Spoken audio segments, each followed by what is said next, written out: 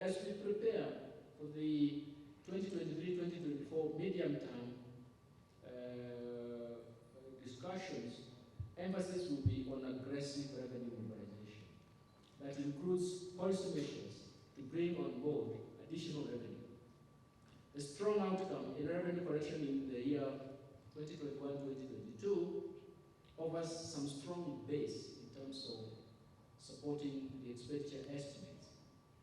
But indeed, we need to look at it in terms of what has changed and what we can improve in the future. And we do believe we can do that.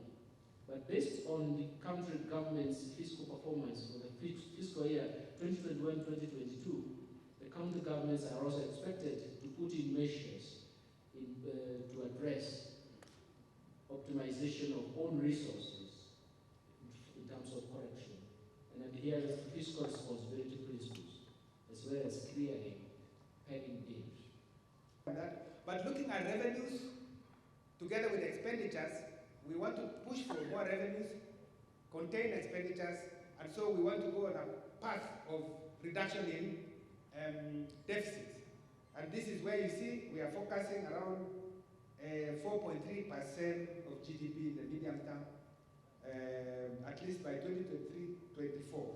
But this year we're taking around 5.8%. Of course, it's a bit tight given the shocks that continue coming to our economy. On the revenue side, what fills our basket? Number one is our direct taxes. And we are proposing in the current financial year's budget to raise around 2.14 trillion shillings. I hope it will go higher. This is also a challenge in terms of macro, because if you look at the revenues that we collect as a country, we are just around 14 to 15% of our GDP in terms of our revenues. And therefore, we are collecting around 2.1. But if you have to collect, and I'm sure even the KRA is represented here, if you have to collect money, and especially those taxes, around the same percentage as our peers within the economies that looks like us, who collect around 25%, we will actually be collecting 3.5 trillion Kenya shillings. We will actually be drawing a budget that is surplus, not deficit. If you have to raise revenues at levels of South Africa, which is around 28.6%, we will be collecting 4 trillion Kenya shillings. Therefore, this is just trying to show that we have enough internal resources if we are to use GDP as a measure.